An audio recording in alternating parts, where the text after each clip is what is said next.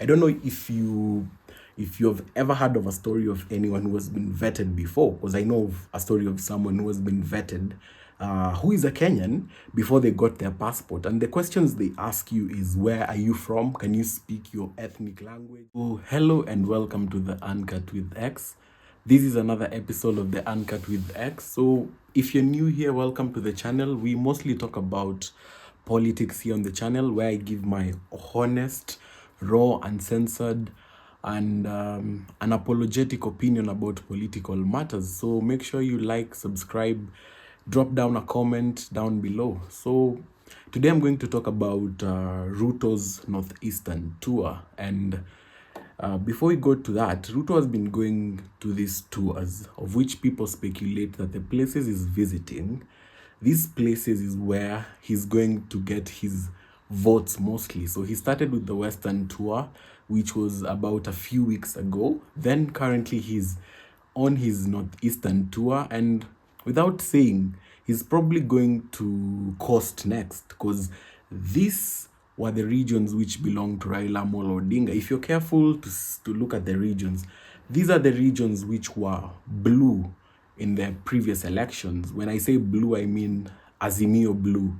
And the regions he's running away from, which is the central region, it's a region that was mostly yellow. So he's running away from the yellow regions and trying to capture the blue regions. And so one of the regions that he's currently visiting is the Northeastern region. And I'm going to talk about the Northeastern region tour and what Ruto has done, the developments he has brought to the Northeastern region, and what I think about it. So I'll first start with the controversial one, which is removing of vetting for IDs for people living in the northeastern border.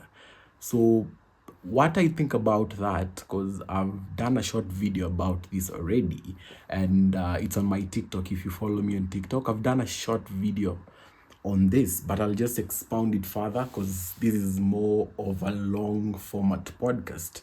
So what I think about removing of vetting of IDs, and I'll give a different opinion from what other Kenyans would give. And I'll start by saying it's first a good idea.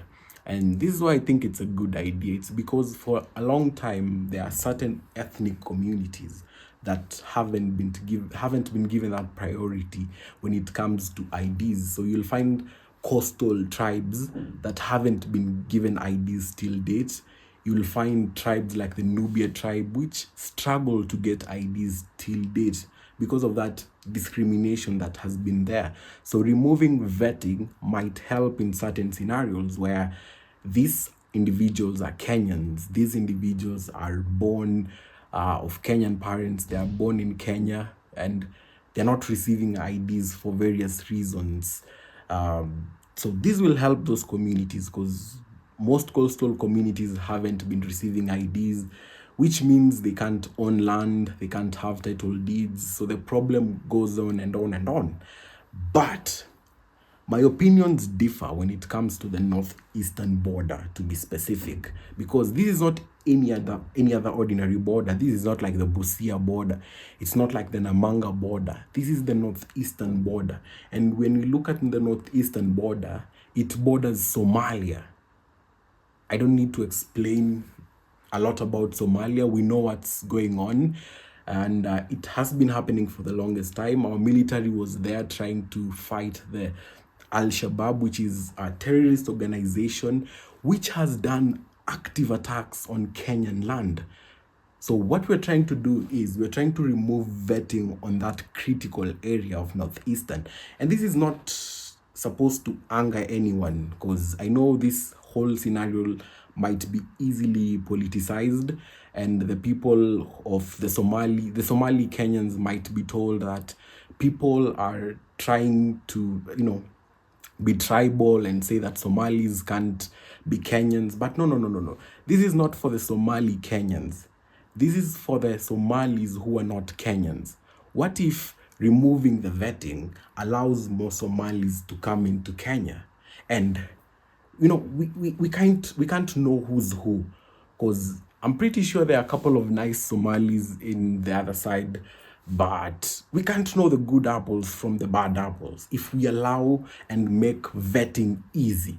Because now you'll find adults who don't have IDs, and we're supposed to one way or the other know that they're Kenyans without vetting them. Because the reason why they vet these people, I don't know if you've ever heard of a story of anyone who has been vetted before. Because I know of a story of someone who has been vetted, who is a Kenyan, before they got their passport. And the questions they ask you is, where are you from? Can you speak your ethnic language?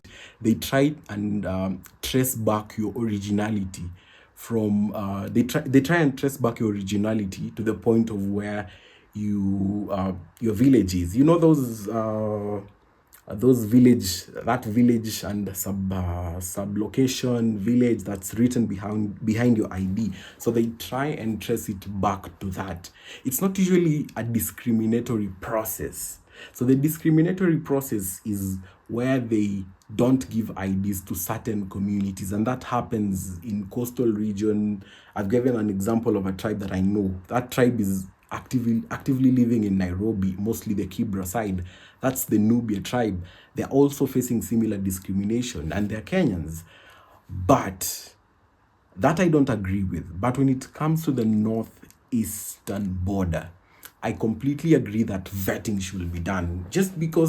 Not because I don't want Kenyans to receive IDs, but it's because of that critical area. It's not like any other border. Come on.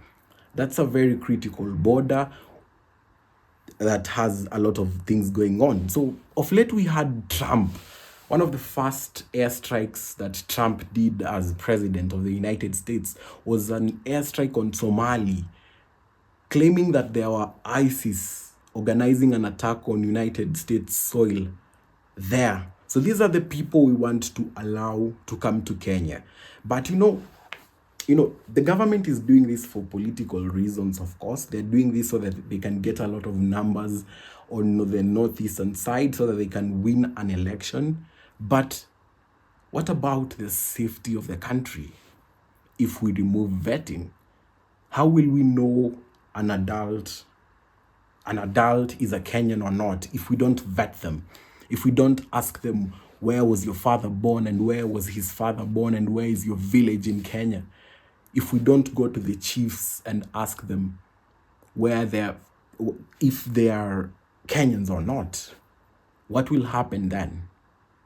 Because it's quite a risky topic. And this thing will be politicized. Just wait for it. It will be politicized, and the Kenyan Somalis will be told that the other people don't want you to be Kenyan, or we don't think they're Kenyan enough to be part of us. But no, this thing will affect them too. Remember, when Ruto was visiting Northeastern, we had four chiefs, if I'm not wrong, 4 chiefs who were abducted by allegedly Al-Shabaab. So this thing is also going to affect them. It's not that it's just only going to affect us. It's also going to affect them one way or the other if they get rid of this vetting thing. Because there'll be a security issue also in the northeastern side. Because once we allow these illegals who are not Kenyans to come to our country, yes, they might be good, some of them, but some of them might not be good. And what happens to our country? What happens? Because it's not just about winning an election. The security of every Kenyan matters, and that's what I'm worried about. I am pro removing discrimination of giving IDs to Somalis who are living in Nairobi, or Nubians, or any other person who is living in these safety zones from being discriminated, like the coastal region. Just remove it on the coastal region, but don't remove it on that critical region. And it's not because I'm biased or anything, it's because that's not like any other border. It's not like the Busia border, I've said it before. It's a critical border, and certain things have to be done in order for us to be secure as a country. We can't just think of elections and winning presidential elections and forget about the security. Just to finish up, I'll mention a few developments that Ruto had done, except the ID one, which, okay. So we'll do the other developments that Ruto had done. So a 750-kilometer road from Isiolo to Mandera, that's a win for the people of Northeastern. So national security grid, finishing of the Garissa airstrip, yeah, that's a win if that gets done. Another thing was the bringing the immigrations office so that they can be able to access passports. So that's also a win for the Northeastern people, in as much as there are a couple of L's for Kenya and the Northeastern people. There are also a couple of wins for them. So I'm happy that they're going to get all these things courtesy of the William Ruto tour. But Northeastern has been just a troublesome place, whether be it the border issue, whether be it the fact that they have shitty leaders who don't really do anything than construct high-rise buildings in Isili and South Sea. So yeah, there's nothing that these leaders do, and that's why Northeastern feels like they're marginalized, like they're left out. But if you look at it, we have devolution, man. So it's just the governors who are doing a shitty job and they're not taking care of Northeastern. Other than that, that place isn't really marginalized. They receive funds like any other county. So it's up to them to elect good governors who care about them, not these shitty governors who end up taking all the money to build malls in Isli. So it's plainly up to them to make their country better. But if they think IDs will solve their issues, then they're not even close to solving their issues. So that's just how I'll close it. If they think IDs will solve their issues, then they're not even close to solving their issues. They have a lot of them, and this ID thing is just political. It's not going to help them. It's going to make things much more worse for them.